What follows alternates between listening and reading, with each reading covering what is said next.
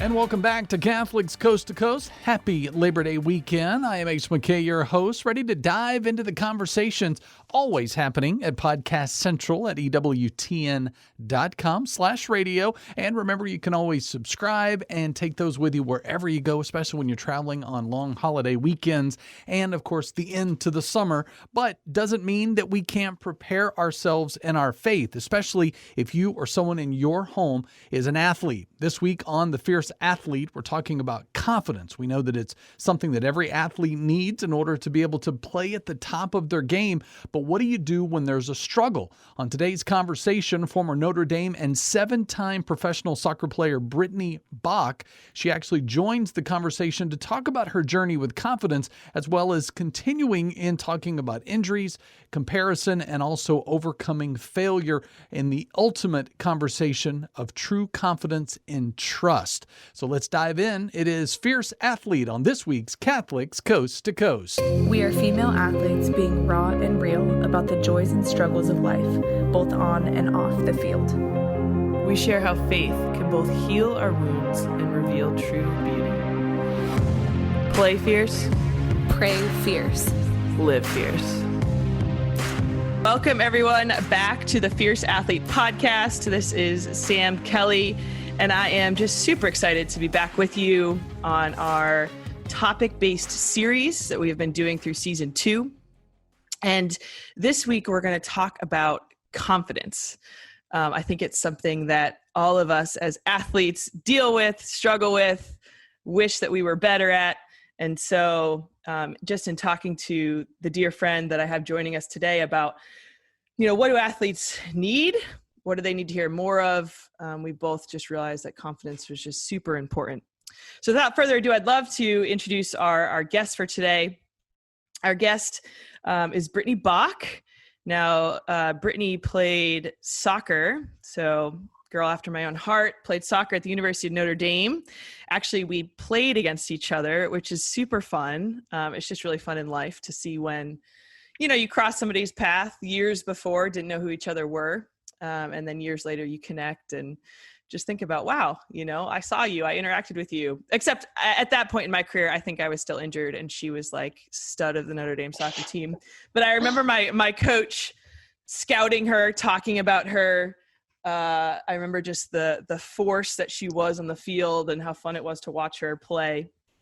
But yeah, so Britt played soccer at the University of Notre Dame, which was a top program at the time. They were our biggest rival. I think they beat us more than we beat them, but they went on to 2 national finals and I think 1 semifinal within Brittney's career. Thereafter, she actually went on to play pro soccer within the U.S. for 7 years, which is just incredible. Won a championship with her pro team. And now is working in Denver, Colorado, and just a fun individual. It's super funny. I'd heard about her for years, and then through mutual friends, we got to connect a couple years ago, but then really recently, just through the work with Fierce, I've just learned a lot from Britt and her experience. So Britt, welcome to the podcast. Thanks for having me on. It's so funny going back through those college years and just like how much we interacted but didn't interact, Yeah. I mean, you probably didn't know who I was. If we were on the field at the same time, I was like the awkwardly tall soccer player, but but it's just fun. It's fun to see and fun to, work through like, mutual friends and teammates and things like that. And just to see through God's providence, years later, where he's brought us. So it's just really fun. Yeah. Well, Britt, it's really interesting. I said this kind of in the intro, but it was after we've been connecting, I was like, I have to have you on the podcast. And we really both stepped away and thought about what was one of the most pertinent things that we both thought that athletes needed. What do they struggle with? What do they need to hear more on? And this theme of confidence arose. So what I'd love to do to start maybe before we even get to, what confidence is and how we can live it out and some best practices that you and I have learned, I'd love to just hear more about your story. Obviously, I gave you, the overall bio, the written bio of success, but you are so much more than that and what you've done on the field. And I would just love to hear your journey, but maybe through the lens of confidence, how that has played into your career, obviously as one of the best soccer players in the country, and how that helped you get there, but also how it's helped you just become the woman that you are, the Catholic woman that you are. If you're just speaking to that would be awesome. Yeah. I mean, soccer is such a huge part of my life, and it's been such a gift. And when I think it was 5 years old, I started playing little co-ed and played a lot of other sports and loved to just compete. Like, I am a competitor at heart. I just want to go play anything that I can and be the best that I can. And so I got on a team when I was 8 years old, and it was just a really good community of just the joy that was in for the love of the game. My coach was from Brazil, and Joga Bonito, and like the beautiful game for the love of the game. And so that really is where this love for soccer started in the environment. And I just went out and I trained and I played, and I had a soccer ball at my feet all the time. I wore soccer shorts, and I dressed the part. I dreamed about it. I would wake up, I'd go play in the backyard. And so all of these things, when you're younger and it's the only thing I just went out and worked, and I didn't have to have anyone telling me to go do it. I just did it because I loved it. And so that built into my career, playing in high school, through club soccer. And I started playing for the youth national teams at 14 years old. And so there was this belief and this confidence in myself, but ultimately I was always, I can do better. I want to do better, and I want to be better. And so I would go out and do the work, and I'd have a good attitude. And I mean, a good attitude in the sense of like, oh, if I fail, like, I'm going to get back out there and do that. And so all of these things that I don't even realize when I'm younger that I'm building upon, and just doing the things I need to do, what coaches, what people had told me, and enjoying the game. And so would go on and, like playing in college and playing 7 years pro. And I even played my rookie season of the pros. I was with the women's national team for an entire year. And so you look at that and you look back. It's something about going back and remembering. It's like, man, what did I do to get there? And so the thing that drove me was the love of the game, and wanting to be the best and to be the best version of myself. And I love to compete. And somewhere along the way, I had gotten a lot of injuries. And so I played hard, like you kind of said. Like, I was a fierce athlete. Like, I was just intense. They call me the Tasmanian devil, the enforcer. Like, I just went out and played. And along the way, like, my strength was always my strength. And so along the way, I had battled through some injuries and some surgeries, and my confidence, and it's crazy to look back at this, but like where my confidence started to fall and what I started to place my identity in. But I mean, getting to the level that I did, playing with the national team, like training with them for an entire year, like, wow, when you look back, I'm like, wow, like that was a lot. And so where I'm at now, it's such a gift to be able to, we met through my roommate's like, you got to meet this girl. Like, you guys, I just think would hit it off. And it's so cool how it comes full circle, and what sport can do, and what the community of like just being an athlete, this athletic woman, how much of us in the US and the world have this bond through athletics. And so, yeah, I mean, it's pretty cool to see where I succeeded in being confident and growing in that, and then where I started to fall, and then going back to what I know when I need to build that confidence back up. Yeah, my gosh. Well, I have so many follow-up questions about your story and how you built it back up and things like that. But to start, how would you describe confidence, right? It's this, I think it can kind of be a little bit of an ambiguous term. We all have our definition, but I know you and I have kind of talked through our own definitions and what that word means, but how would you define confidence?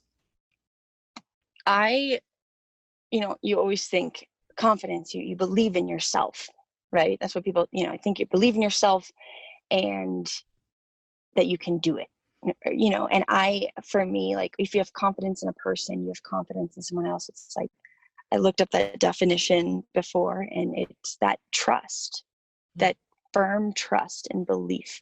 And so to me, it's so interesting to look back and see where, if I do place my confidence in myself sometimes, and where I fall and where I fail, if we attach it to that, sometimes where it can fall. But actually, when you think about confidence, it's a firm trust and belief. And so you go back to the root, you go back to the truth.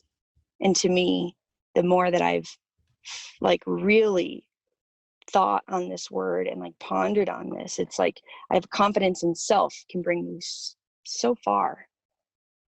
But having that deeper confidence, that confidence in Christ, confidence in truth, and where that can ultimately lead me and guide me. Amen. Absolutely. And, it's interesting. And we were talking about this a little bit earlier.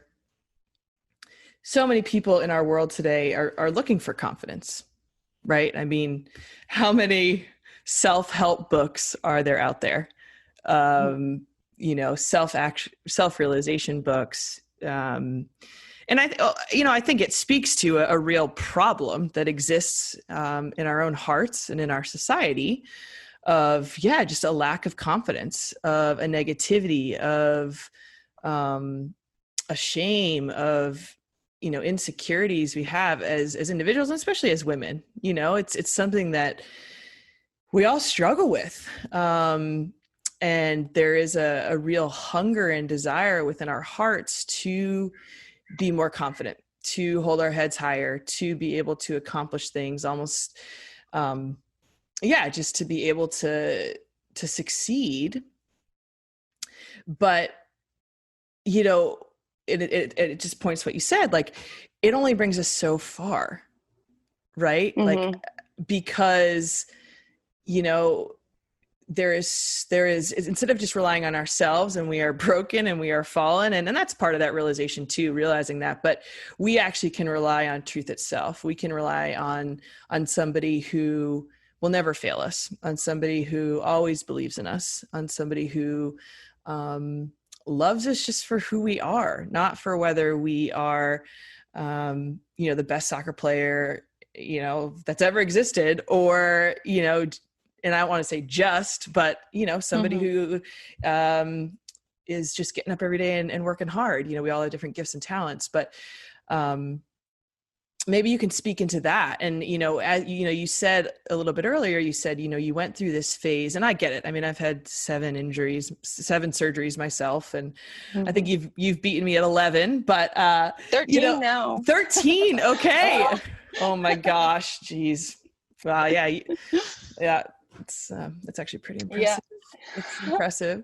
But you said, when you started to get injured, your confidence started to be shaken a little bit. And if you could just speak into, was it through that you kind of came to this realization of, I have to have confidence in Christ versus, through that almost comes the confidence in self? Or did that help get you through? Like, what did that look like in your life? And then from that, what advice would you offer people in similar situations out there, whether they're injured, whether their season due to our current circumstances has been canceled or changed, whether they're not getting the playing time they thought, or whether they are on the top of the world right now? How does that fit into who they are and to how they can really achieve this confidence? Mm-hmm. I mean, there's so much to that was a long-winded question. No. But I mean, there's so much to unpack with this topic, it's sometimes I'm like, man, where do I even start? And so again, we just, in the world, in society, there's messages, there's things telling us how we should look, how we should be, all of this. And you've got your athlete idols, your whatever idol or person that you look up to, and you start to see, what are they doing? And in doing that, instead of always just like keeping your, you're driven, you're staying in your lane, you're going out and working, you start to compare. You start to compare yourself to your teammates. What are they doing better than me? Like, where am I not as good as them? Where do I look compared to them? How do I look? And so comparison is one where when you start to focus on all the things that you're not, all the things that they're doing, quote unquote, if you say better than you, that can really start to speak lies into your head. And so comparison is the thief of joy. And I know a lot of people have heard that. And I hear that, I say that, but there are so many times when I'd be playing and I was so confident and this is where my confidence, where I was building it. And there's so much also truth to this. When you are performing well, you're confident because you've put in the practice, you've put in the work, you've put in, how you've come out of certain situations and how you've come through that. And so you build upon the past, and it's good to look back, but it's not good to dwell on that. Because when you do, you start to look all that you're without versus like all that you have. And so for one, comparison either to your past self, oh, I used to be this way. And this is where I actually fell into after I stopped playing soccer. I started to compare myself, my body, my abilities. I mean, I went through 13 surgeries, several broken ribs, concussions, and the trauma that came from that in the sport. Like, I am not the same athlete that I was when I was in my prime. And so if I compare myself to that past self, well, then I look at everything where I'm not doing, I'm failing. And as athletes, having that high expectation for ourselves, then it's like, I need to be better. Or then you look at someone else. And so oftentimes when I look at like the idea of confidence, and if I fall into the trap of those negative thoughts, of the comparison, it can be very detrimental. And so for me, when I was playing, especially when I was younger, it kind of just happened because I loved the game. I was confident in my abilities. When I say confident in my abilities, is I played to my strengths. So one of the things that I love to talk to athletes, soccer players, really anyone, is when you're building upon something. When I was 8 years old, I learned this was, we all know, like, work on your left foot, on your weaknesses, work on some of that stuff and make it better. And that's how you build confidence in being better at your left foot. But my coach Hudson, when I was younger, be great, be good, be great at a lot of things, but be the best at one thing. And so for me, that was heading. I was so strong in the tackle. It was just this instinct. Like I'm 5'7", I'm not that tall. People thought I was taller probably, but I was so good in the air.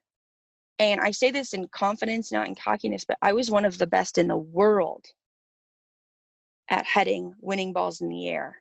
And so to me, that was my strength, and I could build confidence in that because I could control. And so ultimately, and I know I'm like jumping into a lot, but when you look at this idea of confidence is when really it boils down to this.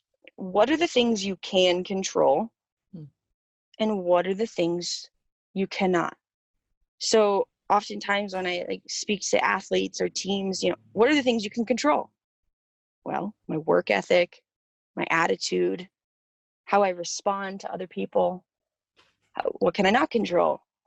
what other people say, what other people think, how other people are training. So I can take ownership of what I can control and put in the work.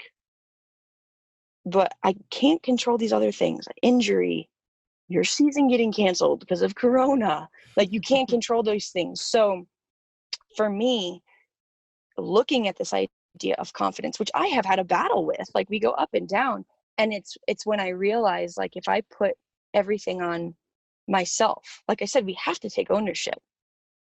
We have to do the things that we know that got us to performing, to, you know, whatever it is. But you go out and practice. You can't expect to be good at a sport or at soccer and not go out and put in the work every single day. Mm-hmm. And that goes to the same for, but, and, you know, man, but ultimately there's, I mean, I'll let you kind of speak on some of that, but I have so much more I want to unpack, just about knowing, like, your true identity, not as an athlete, but as who you are and whose you are. Because that, to me, is where I basically had to restart. I went from being like the top of the top to feeling very, I lost a lot of confidence. And confidence is a choice. So confidence is something that you can build up. But, like, when I put my mind and I didn't do the things that I knew got me to that, is where I started to fall. And so, but we can build that back up when we can go back and put in the work and trust that ultimately it's not ourselves that's going to, you know, our confidence. We put in the work, but it's ultimately Christ, our creator, and knowing who we are and whose we are and who we were created to be. And we can find confidence in that. No, absolutely. And it changes everything. It ultimately does, you know, because, you know, you spoke into this idea of comparison, for example, you know, comparing to your past self, comparing to others. And at the end of the day, that's a lack of acceptance of who God has created you to be and where he has you right now. Now there's wiggle room there. If you've not been, like you said, putting in the preparation, and if you've just been like sitting on your butt and you expect to go out and play well, like, that's not going to happen. Right. But we're almost like we cooperate with his grace and cooperate with the gifts that he's given us. You know, so and I struggled with this too. I mean, I went through what they said was a career-ending injury. I mean, I'm stubborn. And so I had 3 surgeries on my knee and battled back, but it took a 4th surgery almost 3 years later to finally feel like I could play soccer again. But, you know, it only just struck me when you were talking, which is funny. We're constantly learning more about ourselves and the layers of our own stories and God's hand in it. But, you know, like, I'm 6 feet tall, so I was also incredible in the air. But what I relied on was just my athleticism. Like, I was fast and I was tall and I was a force. And after I hurt my knee, I wasn't as fast. And so relying on my athleticism, like, I had to almost relearn the game. And, you know, my coach changed my position from center back to center forward, relearn a position, relearn my strengths. And that led to a lot of frustration. And I think, like you just said, like, I always compared myself to, well, I didn't used to be like this. I could move quicker. I could do these things. But it was when I came to, okay, this is my role. These are my gifts. You know, like, I'm a target forward. I'm 6 feet tall. I can receive the ball. I can hold the ball. I have great vision. I can distribute the ball, and then I can get in for a header, you know, soccer jargon, those who know those terms, but it's spoken to my strengths. And yeah, I could look around and say, wow, that person has really good foot skills. And I did struggle with that comparison. But the reason I'm saying this is like you said, playing to your strengths. It speaks into this theme of when we truly realize our identity as daughters of God, right? People can look at that and I could say, okay, God would have loved me the same, whether I came back from my injury and quit the game, decided it wasn't what I wanted to do anymore, or whether I went and continued to play. Right. And that's something I'm not saying like, okay, if you've been injured, you know, you shouldn't step away. That's a personal discernment. And, you know, obviously like whatever's best for your body, for your long-term health.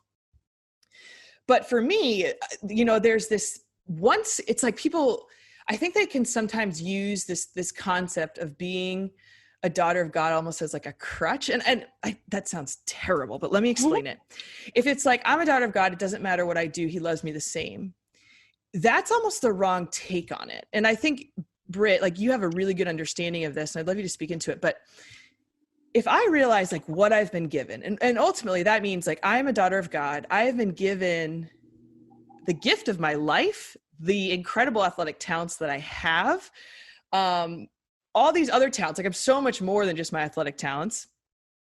I've been given so much, all this opportunity, and ultimately I've been given the gift of salvation, like by accepting this faith and its promise of eternity. Shouldn't I then turn around and honor God to the greatest ability because of the gift I've been given? It's like, if we're given a gift, it's not like we want to just like, oh, thanks to this gift, like, let's put it aside. It's like, I want to use that to show that I'm grateful. And so whatever manner of life we're in, like you said, playing to your strengths, if you grew up as one of the best players in the air in the world, then you better go out and dominate the air and play into that. Right. But that speaks into all areas of our lives, like realizing the gifts we've been given, I think speaks into this confidence, because it's a confidence of like who God's blessed us to be, and not using those things in a way that's prideful and flaunting, but a way that almost like points towards him, and in a way that accepts I'm me and I am a target forward. And, you know, Gabby is she's got incredible foot skills, and we're both needed on this team. And that speaks into the greater theme of like, it's a greater analogy for just the body of Christ and the world. Mm-hmm. Like now I, have been given these gifts to run this nonprofit, and God wants me to do that. And if I went and said, oh, I wish that I was better at, like, I'm not very organized. If I was better at organization, then maybe I'd be a better leader for Fierce. So it's like, well, no, God chose you, and maybe you need to bring somebody alongside you to like help you in that area. So I know I'm rambling a little bit, but I think to sum up, like our confidence has to come from, yes, we are a daughter of God, but we've been given the gifts we've been given to use in order to glorify him, and combat that comparison. When I was out playing, this is after my career, after I stopped playing, ultimately having to step away because of injury. And it was really hard for me, because it basically was just like my body, I can't do what I wanted to do. And my strength was my strength. I mean, we're very similar in a lot of ways, and like going through injuries and going through like where I could control my strength, right? And I could do the gifts that I was given. I went out and worked and made them to be the best that I could be from what I was given. And so, but it's crazy to me because this was after the fact, after I stopped playing, and I was just kicking around, shooting, doing some training, helping this guy who he was training to play overseas. And so afterwards, and I was getting frustrated. I mean, I hadn't touched a ball in like a year or two. And so I get back out and I'm kicking around. And after the session, he's like, Britt, like, what's going on? He goes, I've seen you play. I've seen the way you carry yourself. I've seen the way, he's like, you're a beast. Like you in playing is incredible. He goes, it amazes me though, like for where you are and like how much your faith is a part of your life, which that whole story and how I grew into where I am now. I mean, if we had more time, I'd go through it, but he's just like, you should be the most confident. And to me, I'm like, if I'm comparing in myself and my confidence and my abilities, he goes, you should be the most confident because you believe in Christ. Yeah. like that's where you find your confidence. Yeah. And that like kind of struck me, because I'm like, man, who am I playing for? Like, if I am playing for myself and I'm worried about what other people's are, doing, or I'm comparing myself to my past self, if I am focusing on that, which we can get pulled into these lies, then I am going to be operating in my strength. And so this is something that I've really gone through, and I actually just posted about it the other day. Gaining more confidence on and off the field, thanks to our friends at Fierce Athlete. If you want to hear the entire conversation, make sure you check it out at our Podcast Central section. Go to EWTN.com/radio so you don't miss out on this or future episodes. You can catch up on what you've missed as well while you're there.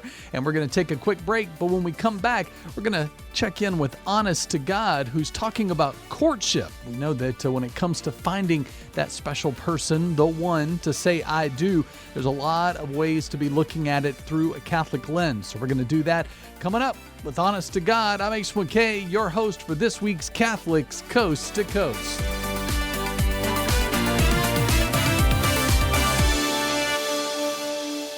If it's central to the faith, you can find it on EWTN Podcast Central, featuring the best of EWTN radio, as well as faith-filled podcasts from our friends and affiliates across the nation, all in one place, all free. The destination for great Catholic audio programming is EWTN Podcast Central. It's like podcast heaven. Visit EWTN.com/radio/podcasts today.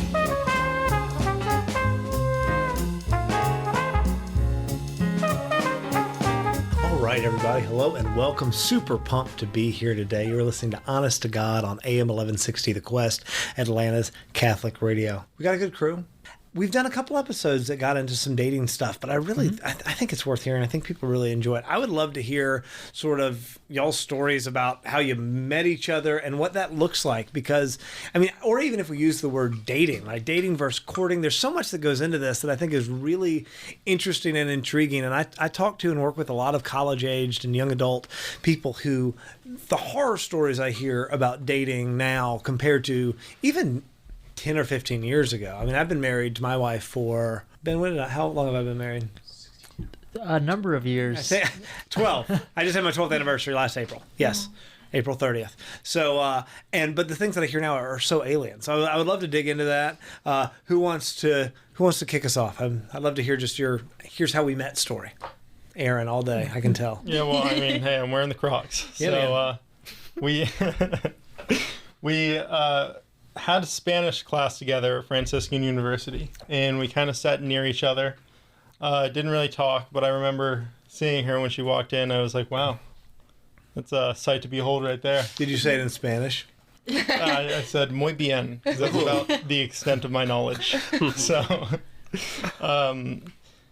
so we just had class for a few weeks. We didn't really talk much. And then I saw her in the gym, and I was like, that's the girl from Spanish class. And I didn't say anything again because, we're working out, The gym by the racquetball courts? Yes. That's the good one. Yep. Yeah. Yep. Do you play? Sorry, I played racquetball every single day when I was at Francisco. I love those racquetball courts. All right, keep going. Awesome. Yeah. So then one day, we can cut this part out. This part's... Well, I'll just say, Sure, yeah. So every day after that class, I would always go down to the JC, which is like a little bit of a walk. And that one specific day, I was like, I'm just going to sit on this random bench outside of Cosmos and Damien building. Right. And so I sit down, and then I look up, and there are Crocs approaching me. Whoa, the same These Crocs ones. that are here right now. He was so very confident in those Crocs. You just... You couldn't ignore it. Crocs do that to a guy. They just make you exude confidence and just rugged virility. Yeah, I love it. Yeah, so he was very sweet and, slyly got my phone number, and I think we did like a... Well, no, you skipped over the best part. He just walks up and he's like, give me your phone number. Come on, it was cooler than that. Oh, yeah, it was. I can't remember let me tell you what. the conversation, Well, here, though. first and foremost, I walked up, did a backflip. I was like, look what I can do. She was In the Crocs. smitten. Yeah. Oh, yeah. 4-wheel drive. But, no, I walked up to her, and We just started talking. It was a natural conversation. You I was never like, talked hey. before? No. It's like, No. sup, girl? Yeah. Me and my Crocs Yeah. think you're interesting. Yeah. Okay. What do you say? Check yes or no. Thanks, George Strait. But yeah, I just started talking. I was like, hey, what's your name? And there was a water balloon fight, I believe. I think this was Like the next day or something. Yeah, it was happening the next day, and I was like, this might be a cool thing for us to do. And so I was like, hey, my buddies and I are going to a water balloon fight. How about you join our team? Cool. Hey, Yeah. Smooth. Yeah, right. I love it. So I got her number. We I was the only girl on that team. she was. Yeah. She was. How'd you do? Did y'all win? We the water did balloon fight? great. We lost, but hey, Right. It's all right. great. She did phenomenally, of course. Yeah, it was a bit of a show off. I was the last one on the team standing, and Yeah. then I finished off Nice. the other team. Nice. Yeah, it was humbling. Yeah. Yeah.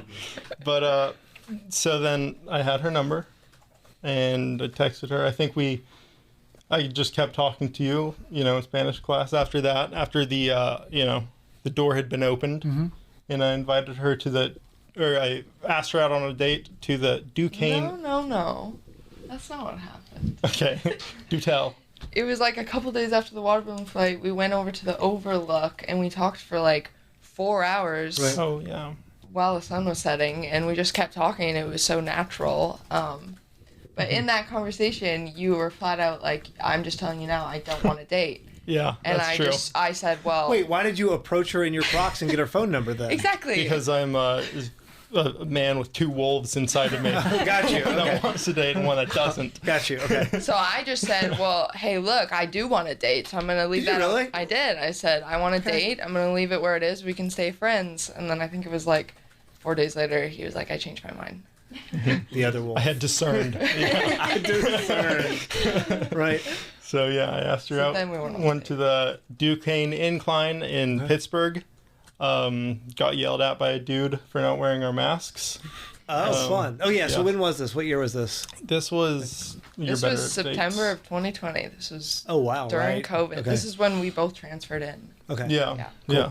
Yeah. And we went to the top, overlooked the beautiful city, and shared a kiss. Oh, If I must say, Oh, yeah, my. very spicy. Yes. It is spicy. Yes, Yeah. yes, yes. That's And- fantastic. Okay. And so then you dated for how long before you got engaged? So we started in October 4th was actually the official date. 2020. 2020, yes. Yeah, we dated for 3 months. We broke up. We broke up Then we got back together 2, 3, months. 4 months later. Yeah, basically a whole semester went by when we were broken up, but in the same class. So that was really weird. Oh, you're still in Spanish class together? No, we had No, math it was class math together. class this together. time. Yeah. Yeah. So yeah, so we dated for a while. Then the next semester, it was 2 semesters after that, I believe, we broke up, dealing with some. Just I wasn't ready to date, and I didn't know how to deal with it, so I had to just cut things off to figure out. What does that mean you weren't ready to date?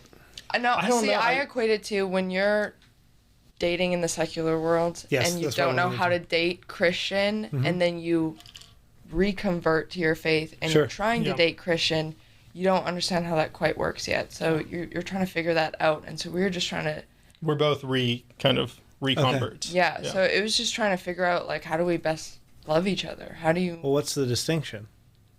Between what? Between the secular version and the Christian version. I think being Okay. selfish and not being selfish. Yeah, just trying to really serve one another rather than oneself.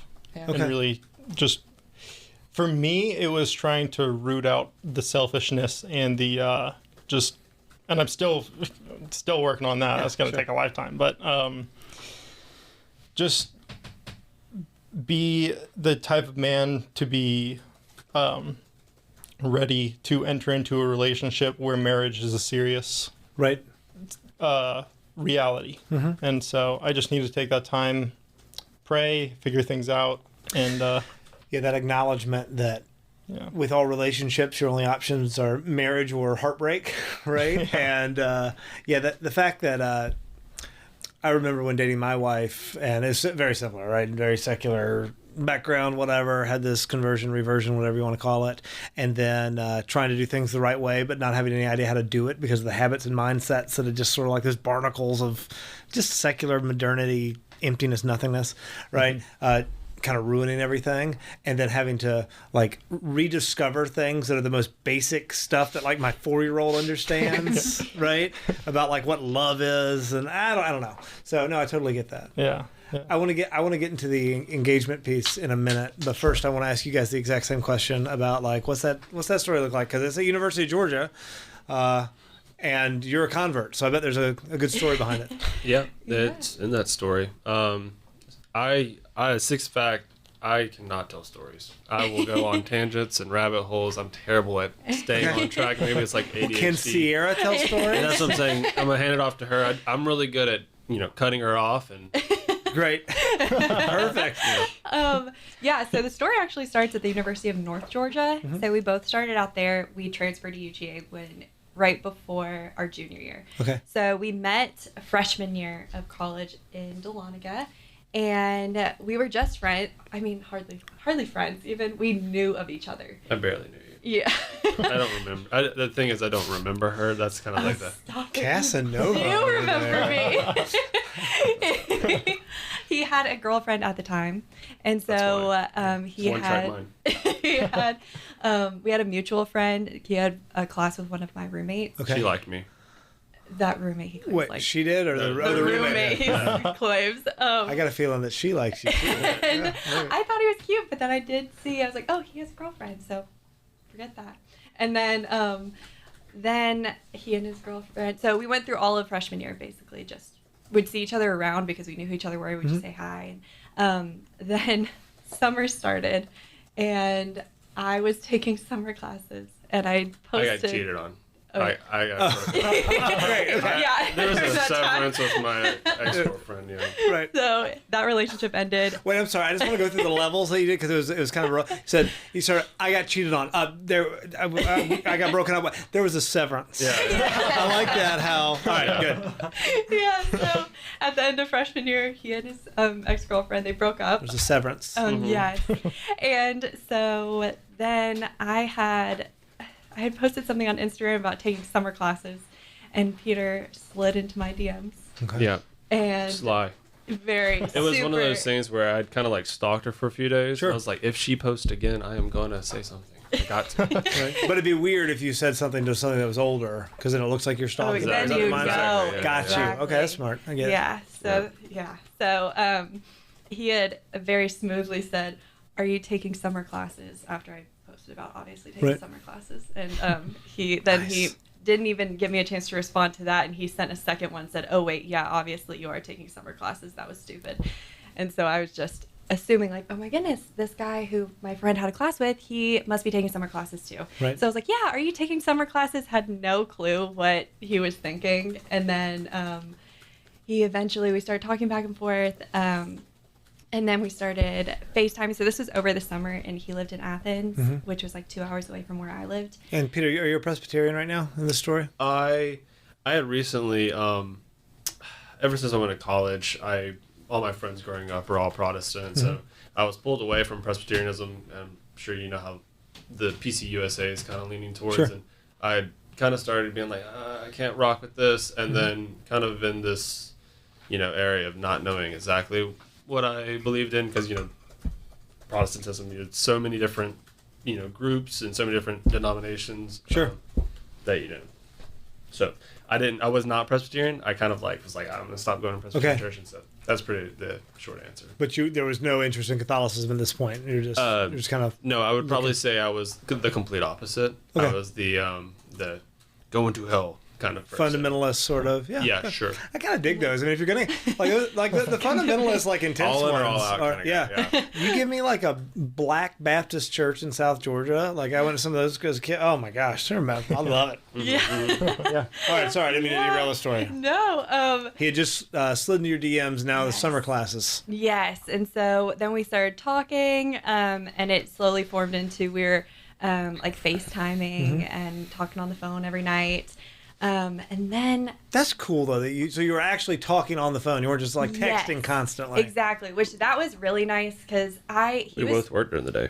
We did both work because I was teaching swim lessons all during the day, and then he was working in plumbing, and so let me think. Then we planned for our first date, and he drove down to see me, which I thought was really sweet because I had never had a boyfriend before. I had gone on dates with guys in college and nothing. I wasn't there. The last guy who I had talked to, he was wearing Crocs. Yeah, exactly.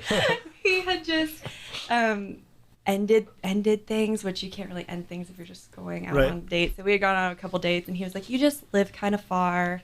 And he lived closer to me than Peter did, and I thought it was so sweet that Peter was like, "Let's go on a date, and I'm gonna drive to you. Right. Like I'm gonna come down to you." So I thought that was the sweetest thing. So we ended up going to dinner and a Saw a movie. Aladdin. What movie? The new Aladdin. Live The action. live Cool. action. It was a good one. It's pretty solid. It is one of the better live action Disney. Yes, I agree. It's probably like the most recent not woke Disney movie, honestly.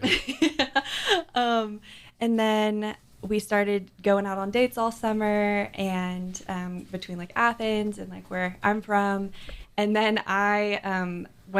so this was beginning of sophomore year now, I studied abroad. And so I had this planned out for a while, and we had officially been dating for like a month at this point, and I was going to be gone for 4 months. And so I remember telling my mom, like, this will either make us or break us. Like, I don't know. We'll see if I make it through this. And then we did make it through. We would talk on the phone, and we'd set up little dates where we'd buy food and like cook food together when we were. And what were your? I keep going back to this because I think it's worth digging into. I assume that you were Catholic at this time, serious about it, right? And he was not, but you were Christian, and you were like cared about that. When did you start having those conversations? Right? In the summer. In the summer, when we had first started like talking and then dating, we had talked about that because it was something that was important to me. For some reason, I was in a place where I was like, I'm fine with not dating a guy who's Catholic. I think I had gotten kind of discouraged by the Catholic guys who I had met in college. Sure. And why was that? Were they just not actually Catholic guys, or were they just? There's the two different spectrums where it's like they're not actually Catholic, or they're maybe the vibe. No, I'm not making you say it. I know exactly what you're saying. What do you mean? Sure. I mean, not even that was the majority of them just weren't cute, I guess you'd say. None of them were as good looking as Peter. No, what you're and tell me if I'm taking this out of context, but I think what you're saying is they were either like Catholic culturally without actually being invested, or they were taking some weird extremist, like super judgmentally form of Catholicism, and there is that strain, right, that exists, and I've ranted about it a few times. I think it's super off-putting, the Catholic gatekeeping that we tend to do. And I say that as somebody who considers myself pretty right of right traditionalist in regards to most things. The big mantra that I throw out all the time is that I remember a point, I think it has to do with maturity a lot, where I realized, liturgical preference doesn't equal orthodoxy, right? It doesn't mean that you're a terrible person because you don't prefer to worship the way that I do. It can still be correct, even if it's not really my thing, and that's okay. Exactly. So, sorry, I just wanted to, I think that's exactly that was worth saying out loud because it is super off-putting, I think. Yes, it can be. And so there were some very sweet guys that were like, at the Catholic Center there, but I just didn't really vibe with that group. Yeah. And so I was like in this like mindset where I was just like, I don't really care if he's Catholic or not, as long as he respects that I'm Catholic and respects my boundaries and everything. And so then I think the answer to the question would be, my soapbox is that. So I started talking to her about, all the different things that she believed in, and from the get-go, she kind of, was like, this is what, I believe, and this is what's gonna happen if we date, like, no sex till marriage. And I was like, yeah, I can wait. And then, with that Protestant mindset, I was like, eventually, when we get a little more connected before marriage, maybe. Maybe and that's a secular mindset. Or secular, exactly. Yeah. You're right.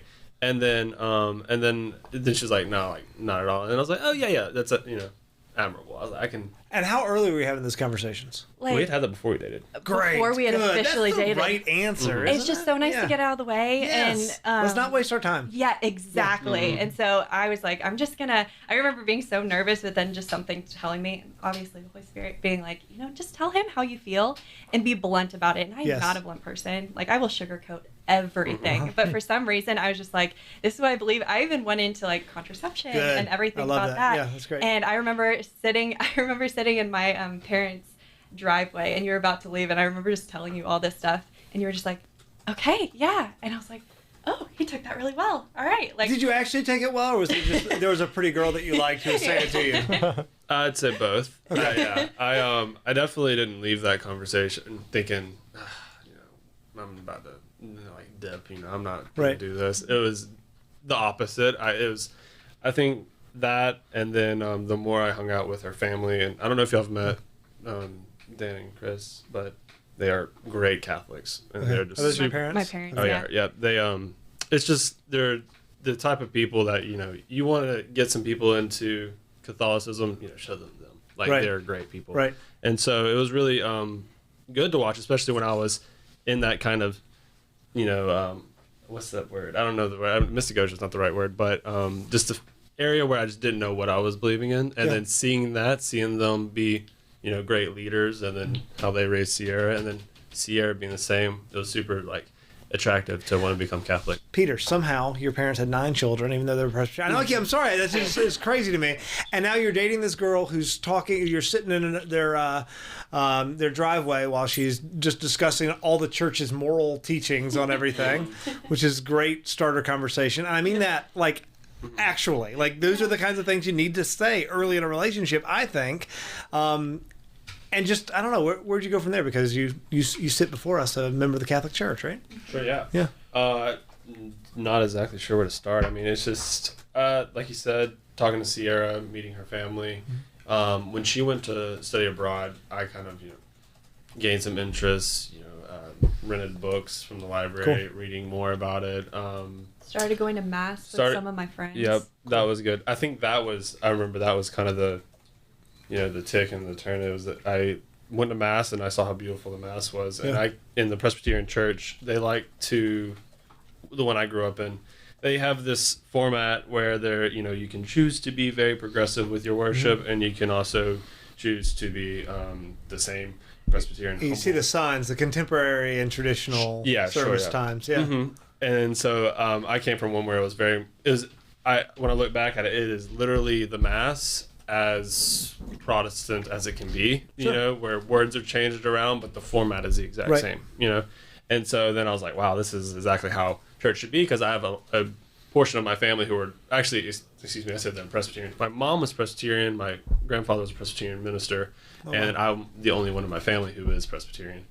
Everyone else is Southern Baptist, and then they left their Southern Baptist church where my dad went. It's kind of like a split kind of thing. Right. But now they all go to kind of like a pseudo mega church. Like a non-denom kind of deal. Yeah.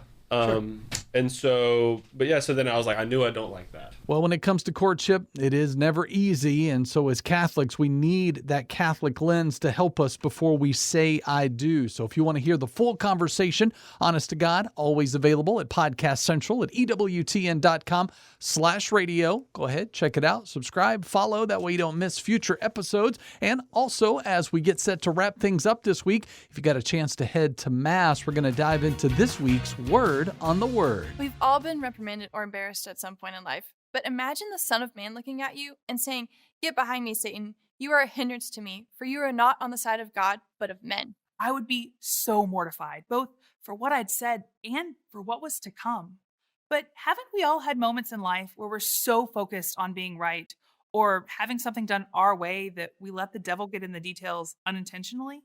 When you are in a position of doubting the plan that God has laid out for you, you have to remember what the Lord said next. If any man would come after me, let him deny himself, take up his cross, and follow me. You see, it's not about what we want. We don't have to have the best of every material item, but we should be giving the best of ourselves to those around us at all times. And that's not easy. I mean, I fail at it all the time. Me too. That's why this week we challenge you to try to notice when the devil gets in the details and pray the prayer to St. Michael. remember to trust in God's plan, even when it's hard. And we'll see you here next week. Bye. Bye. Another great insight into this week's passage. Take that with you and help it to deepen your Catholic faith. I'm Ace McKay, going to wrap things up and get set for an additional day off as we enjoy a 3-day weekend. Have a great one as we wind down the summer. Always remember Podcast Central available for you as you continue to connect with God. Let Him be who defines who you are this week, and I'll see you next week with Catholics Coast to Coast.